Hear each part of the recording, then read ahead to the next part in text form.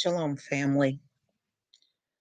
Okay, so we're going to get back on the Catholic Church and their heavy role, and it was a very heavy role into slavery.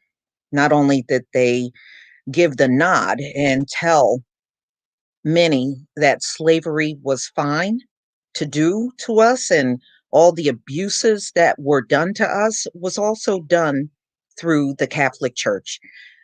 These nuns that they want to tell you their hard work and they dedicate their lives, took part in murdering slaves.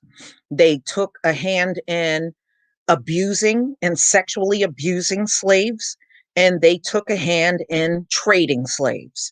So don't let them try to guilt trip you when you say something about the Catholic Church and they try to come along and make it seem like you're doing something wrong. You got to understand these are the strategies that these folks have been able to use all this time to keep us silent. And for a moment, it did work. It did. It's not working anymore. So, this is very much part of our history. And we have every right to talk about anything that includes us in that history. So, you know how these folks are. Anything good, they want to get on the soapbox and boast about.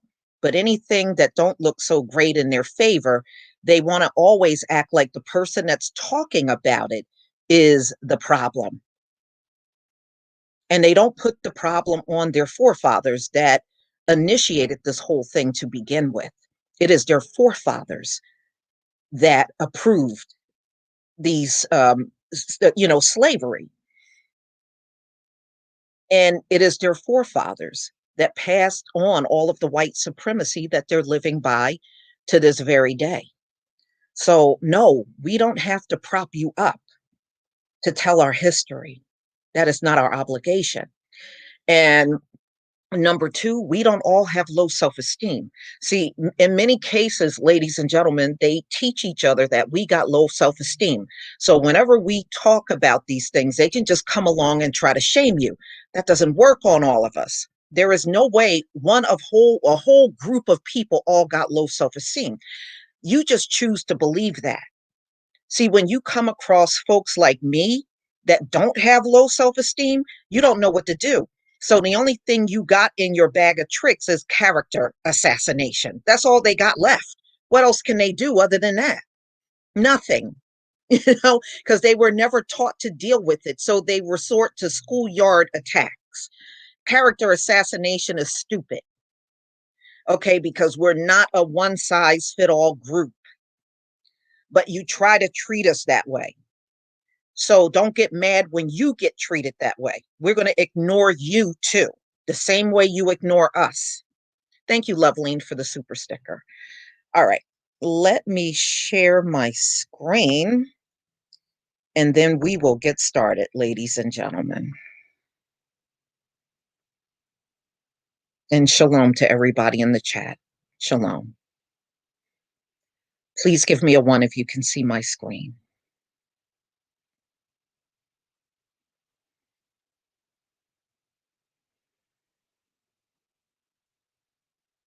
Thank you. Thank you. Toda Rabah.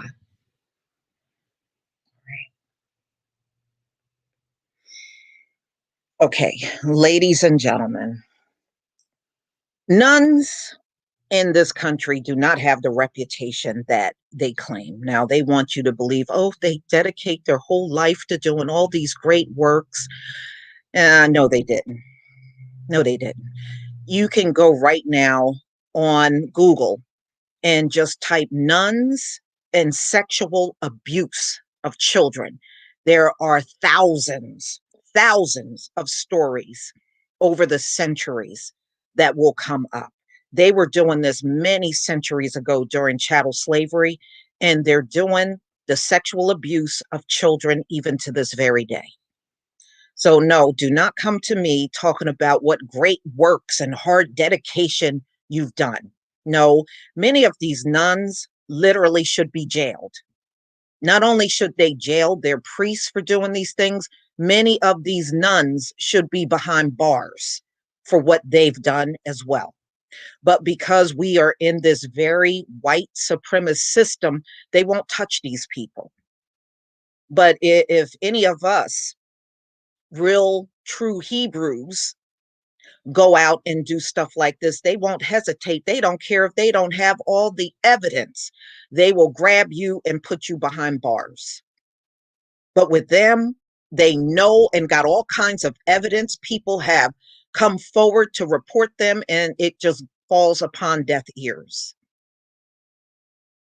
So, although the Catholic Church may not be trading slaves like they used to in the past, but they're certainly enjoying white supremacy just like the rest of this society is. Make no mistake about that. So, new reports say that nuns owned and sold slaves to finance their schools. So, a lot of these Catholic schools, ladies and gentlemen, especially if they were established back in the 1800s, that school got built on slave money. That's how it got there. Slave money. Despite all of the abuses in the Catholic Church, nuns have usually remained above the fray. Whatever you think about priests, people still have a soft spot for nuns, which they really don't deserve that soft spot, except perhaps the most nasty ones they encounter while in Catholic schools. And believe me, ladies and gentlemen, I had friends that went to the Catholic schools and they told me about the abuses of nuns in the classroom, and I can understand how it can happen. If nuns don't have children, then they don't really develop that bond like a mother would. So if you don't know what motherhood is and you go around children, you're not going to have that compassion that the average woman would have for children. Okay, because you never experienced motherhood. So it's easy to abuse children that you have no attachment with. And I've heard people tell me those nuns would take them in the hallway and literally beat them up. I had another friend that said her hands actually started bleeding because the nun was slapping her so hard with a ruler, her skin broke and she actually started bleeding. I can't even tell you how many times multiple people told me about how they were physically abused by nuns. And they're very abusive in their language and how they speak to those kids in the class. I had one tell me that the nun would literally be in the classroom cussing them out, using profanity and everything. So it's not what you think. It's not the rosy picture that they try to portray to us all the time. Now, I know this firsthand from people that went to Catholic school, and some of you might have gone and experienced these things, but I'm well aware of the abuse. Okay, at the same time, they are not blameless. In some cases, they are the perpetuators of sexual violence. And now the New York Times, Rachel L. Swarms, uh, finds that one of the more prestigious college girls' schools in the country was built on the institution of slavery. Georgetown Visitation Preparatory School proudly states of its official history that it started by nuns in the early 1800s as a place where girls could get an education, including children of slaves. Now, they said they were not educating slave children back then, but they got that written in as if they did. I did more research. They said there's absolutely no record of slave children being educated in the 1800s in Catholic schools. So it's just more lies written into the history. Okay, so, and they even say here, including slave children, which is virtually unheard of and illegal at the time. So it was not even legal to educate a slave in schools during that time where they made that statement. So that's simply untrue. The problem with that explanation, says Swarns, is it is not true. There is no record of young slaves being taught anything. In fact, the intersection of the school's history with slavery is that the sisters who founded the school owned more than 100 slaves and selling dozens of them whenever they had to pay off debt. So when you look around at these Catholic schools, just understand the whole establishment of those educational institutions, those buildings that you see around, especially the old looking ones that look like they've been there maybe for about 100 or 200 years, that all started with slave money, all of them. Okay, so what did these nuns do, ladies and gentlemen? As for Georgetown visitation nuns, the profits from slave sales would become the vital lifeline during the time of expansion. So in 1820, the sisters embarked on building campaigns which left them saddled with debt.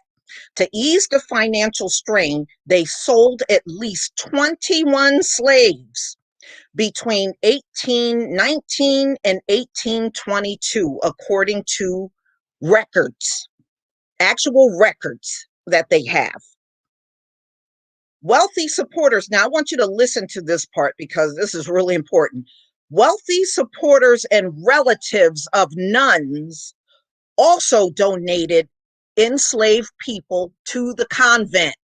So many of these nuns had family and relatives that had slaves, and they would actually donate slaves to these nuns so that as they went into debt, they would have a slave to sell to pay off debt. Meanwhile, Catholic sisters bought, sold, and bartered enslaved people. Some nuns accepted slaves as payment for tuition for their schools and handed over their human property as payment for debt, records show. Schools now working to acknowledge the sordid history and educate students on it. Other schools in familiar positions have at least reached out to descendants of slaves in question and issued formal apologies. No, we don't need formal apologies. You need to compensate all of these slaves that you traded to pay off your debts and have schools built. Apologies? Who the hell needs an apology? The apology don't pay bills. Apologies don't put food on the table. Maybe these families got debts they need to pay off. You need to fork over money. We know the Catholic Church got billions of dollars. Fork over the money. Screw your apology. They can't make up for what nuns did 200 years ago, but they can do everything in their power to make sure the history isn't forgotten. Absolutely. They shouldn't. And ladies and gentlemen, the scars are there. You know, it's no telling how many families could have been compensated by now. So Georgetown visitation sisters owned 107 enslaved men, women, and children. They sold dozens to help finance their schools and the construction of new chapels. So, of course, Negroes were disposable, according to Mother Agnes Brent, the convent superior back in 1821, as she approved the sale of a couple and two young children. The enslaved woman was just days away from giving birth to her third child. Nuns disposing of Black families. All right, so church records show in the 19th century, for several years now, the casualty and cruelty of leaders in the faith still takes, they said they're still shocked at the cruelty of the Catholic Church towards slaves. And, and many people just simply didn't know about this for a long time. They kept this concealed. And ladies and gentlemen, this is one more thing they never, ever taught in school about slavery. They always want to give you this impression that it was just a few people in the South that had slaves, and that's it. And that was all that happened. And as you can see, slavery was all over. And these religious institutions, they were knee deep. It wasn't just the Catholic Church, these Christian churches were steep in slavery too. So Georgetown University profited from the sale of 200 slaves. Okay. And we know in recent years that damn near all of these universities have ties to slavery. But slavery also helped fuel the growth of contemporary institutions. Many churches and religious organizations were built off of slave money. So all of these buildings, many, especially the old structures that you see in the country, Catholic churches, Christian churches, they all came from slavery, even many up here in the North. So don't let them try to play that North-South psychology on you. A lot of these old buildings that you see, churches around this country, all built off of slave money. Didn't all happen in the South, although they want you to believe that. Historians say nearly all of the orders of Catholic sisters established by the 1820s owned slaves.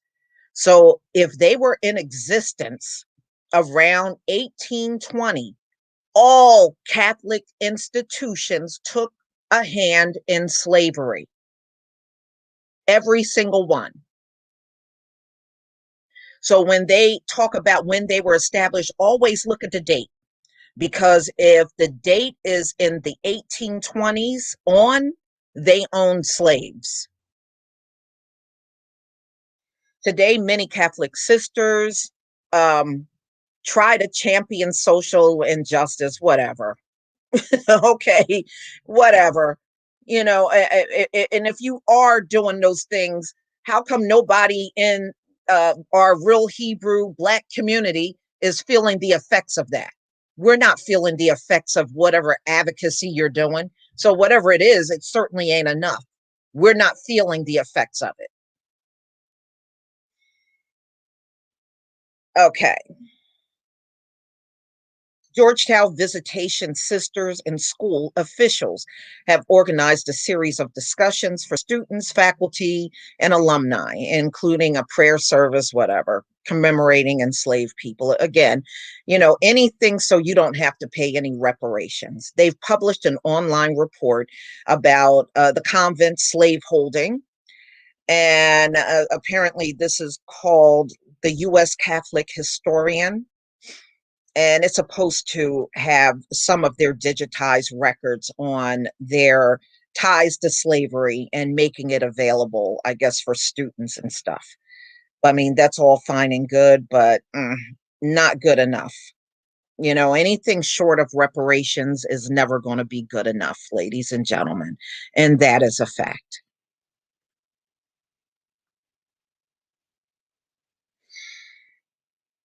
Yeah, it makes you angry when you hear this stuff because, for many years, these folks have put on airs and try to act like they are just such great people. No, you're not great people. No, you're not. Cameron, thank you for the super chat. Thank you. I know these, when I'm on full screen, I can't see you. So it's not that I don't want to thank you. Larry, thank you for becoming a new member. Thank you very much. Let's see, what else do we have here? Larry, thank you also for the super chat. Loveline, thank you. Sister, thank you so much for the super chat. Yeah, I mean, it is it is so unfortunate the things that happened to our forefathers and these religious institution. It is just an extension of white supremacy at the end of the day. When you look at the things they did, what's different between what they did and what white supremacists did? Nothing. What's different between what the Catholic Church did and what the Ku Klux Klan did? Nothing, because they did the same thing. They killed slaves, they abused slaves, they raped slaves, and they sold slaves, and they did all of the atrocities that any slave owner in this country did. It's not like they had the slaves and they were respectful and at least handled them with dignity. They did none of the above. They were just the status quo. They didn't see them as human and they treated them as such. Plain and simple. You know? So I laugh when they all came to my video because I said something about the standard of beauty, and they're all right in there talking about these were good people. Are you freaking kidding me? Are you for real? Okay. You may not be doing slave trading anymore, but some of y'all are still trifling. Many of you are. And over the years, I can tell you, I've heard more bad about nuns than good. And I heard it directly from the people that were around nuns every day. At the end of the day, you can put any uniform or costume on. If hatred is in your heart, it's going to be there no matter what institution you're involved in, including the church. It doesn't matter. How many times have we seen racist pastors and ministers and priests, or they making some little racist comment on social media? We've seen this all over the years. You act like because they're part of this institution, they can't be bad people. That is a damn lie straight from hell.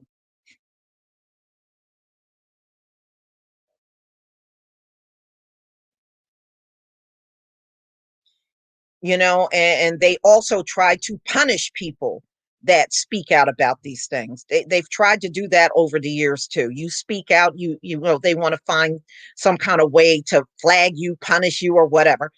That's still, you trying to do those things don't erase the history at the end of the day.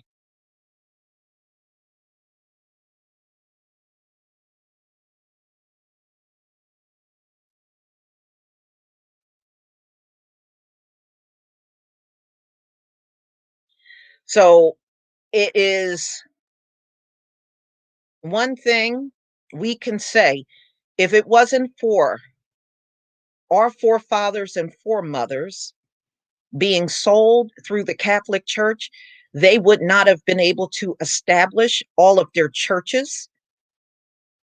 They would not have been able to establish their schools.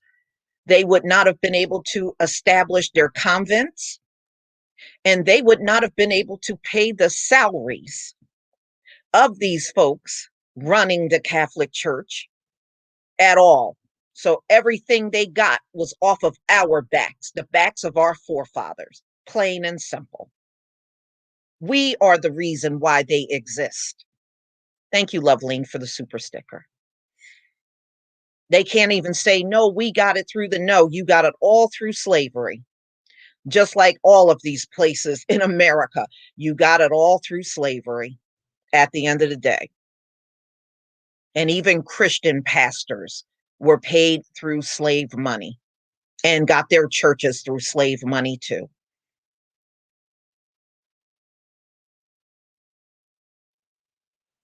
Hospitals, universities. That's right, Christopher Clipper. That's right. I mean, so many things in this establishment that they have to this very day had its beginnings from slavery.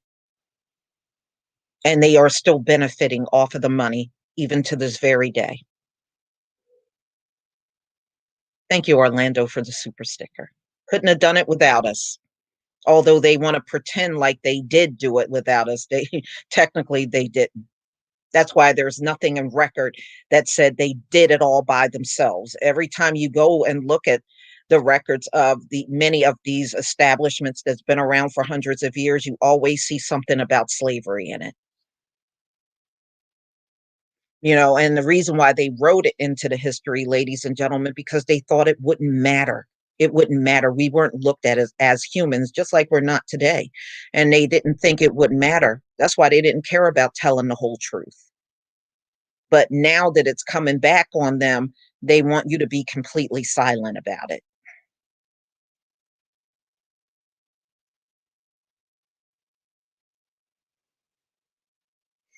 Yeah, you're right, Regina Palmer. You will never look at those buildings the same when you go past them. Thank you, Daniel Jones, for the super sticker. Yeah, you won't look at it the same.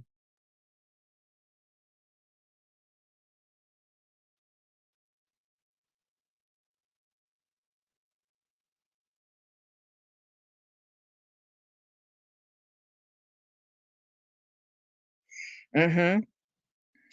I had a when I one of my college classes was taught by a nun, ladies and gentlemen, and it was very obvious she didn't like the black students. You could feel it. You know how somebody can project.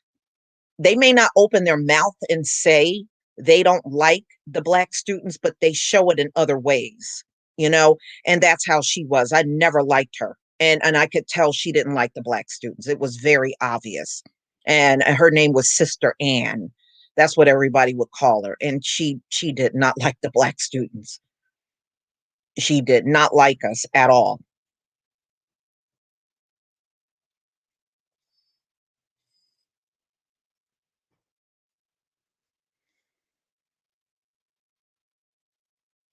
And that was really the first thing that prompted me to look at the Catholic Church closer back then, because I was like, this woman is awfully racist for being part of a church establishment. And then when I started looking into it, that's when I found out about the Catholic Church and slavery. That's what prompted me to look, was that one sister having her as a teacher, believe it or not, because I knew something was really off. And I was like, this woman is a nun and she act like she don't like black folks. I said, got to be something to this. And then when I started researching it, oh, I got it then.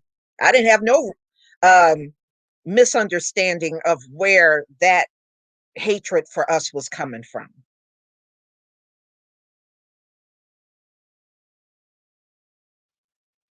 I mean, she just gave off strong vibes like that.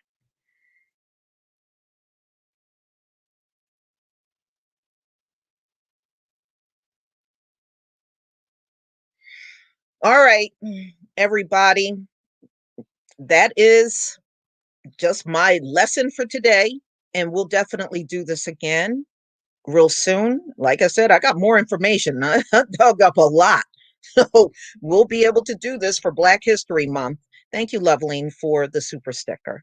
So as soon as I get some time available in the next day or two, we'll definitely do this again on another subject matter in regards to slavery and many of these religious institutions and their involvement.